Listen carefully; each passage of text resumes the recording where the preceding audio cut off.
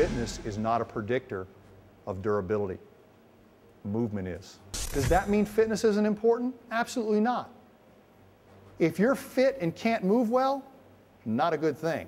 If you can move well and you're also fit, that's a really good thing, because together, if we took a good movement screen and had good fitness scores too, you didn't get injured. If I could coin a nutritional term to tell you what I'm going to tell you about fitness and conditioning tonight, it's going to be like, we got to get organic. We got to get back to the basics, because whether you want to have a conversation about performance-enhancing drug use in pro sports, or the injury rate that we've noticed in our high school athletes, it's all the same problem. We think we can skip a step and be as fit as the generations before us. You can't skip a step. There are two things that I look for when a pro team brings me in or a pro athlete brings me in. I've got to weigh on one side your performance, and on the other side your durability. If a pro team recruits you to make money for them, and you perform very well but get injured the first time you get on the field, you're not a good investment. And people don't realize that performance and durability complement each other if done right. As a physical therapist and strength coach with a pretty good background and 20 years of practice, as a spine specialist, I made 5 basic mistakes when discussing the core. And just so we know, the core isn't just your abs. It's basically everything from just below your chest to mid-thigh. It includes your butt, your back, your hips, and your torso. Most people, if you look at the magazines on the checkout line at the grocery store, you think this is your core. But you can't take a photograph of your core. You need to take a video of your core. Because I can show you some people who don't have a great-looking six-pack, and they can jack a baseball way over the highest fence. And I can show you some people that are shredded up, and all I'll tell you is they got a really clean diet. Okay? It doesn't mean their core is good. It means they've got less body fat on top of their muscles than somebody else. My first mistake, I thought just by training the abs in isolation, I could make the waistline more appear better. I could make weightlifting more enjoyable and golf shots go farther. I thought I could isolate with crunches and all those late night rocking chairs that you see. I thought we could isolate the abs. We isolate muscles in rehab so we can test them, but that's not the way we train them in good rehab. I'll test your rotator cuff like this, but don't you dare think I got Peyton Manning doing this with a rubber band to strengthen his shoulder.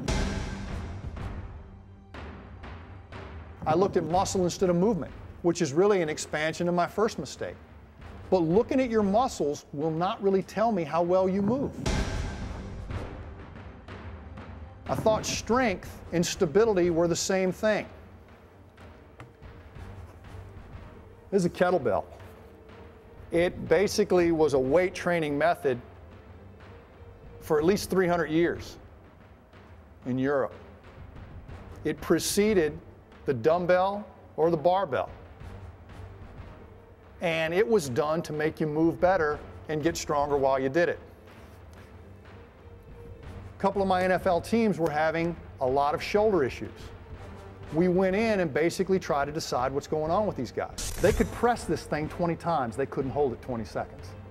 That means their shoulder strength exceeded their shoulder stability. We define you as an overpowered athlete. That may sound good, but it's not. It means you have enough strength to blow your own ligaments. If you're talking about the core, you're probably not using it. So we don't talk about activating the core, even though it's very vogue in the fitness and rehab profession to talk about that now. We allow the core to come back naturally. So if I see you substituting or compensating, I just remove it and give your core the load it needs so it works in a reflex way, okay? Not a conscious way. The fifth mistake I made is I was training people before I'd screen them. And I've been talking about the functional movement screen, and what I'm going to do is give you guys sort of a bird's eye view of actually what we do when we work with a Navy SEAL team, or a pro football team, or a group of 8-year-old soccer players, or the older individuals in the wellness program at the Cooper Clinic or Mayo Clinic. It's the same test. So we do these movement screens because you know what? The pro athletes don't do that much better on them than the older people or the young people because it's not a performance test. It's how you move within your own body dimension. In the NFL, if you put on a jersey and you're playing for a team, you got a 15% chance of a lost time injury of 3 weeks or more. That's the occupational hazard of being in the NFL. It doesn't matter who you are or who you play for. That is the league average. The best you can do on a functional movement screen is a possible 21 points. That's 3 on all of 7 tests. If you score 14 or below on the functional movement screen, that 15% chance of a 3-week lost time injury in the NFL goes up to 50% regardless if you've had a previous injury or not. We just proved the way you move today says a lot more about your next injury than if you were injured last week or not. Why do I like kettlebells so much? Because the culture that gave us kettlebells was more worried about movement than biceps and triceps. So our NFL teams, when you hear they're using kettlebells and you see things maybe on ESPN or something, they're not doing all the weird, freaky kettlebell exercise. They're doing the 2 simple movements that basically show us you can move and you can perform.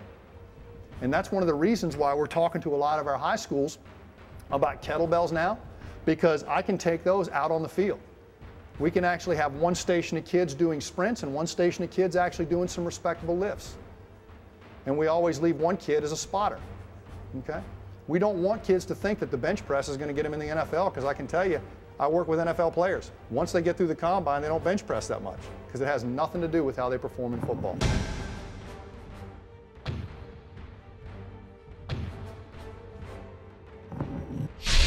I would even more so love for you guys to support movement screening. Mike and Lifestyle Fitness, they're certified. They've been doing it for a while, and they're definitely an untapped resource here.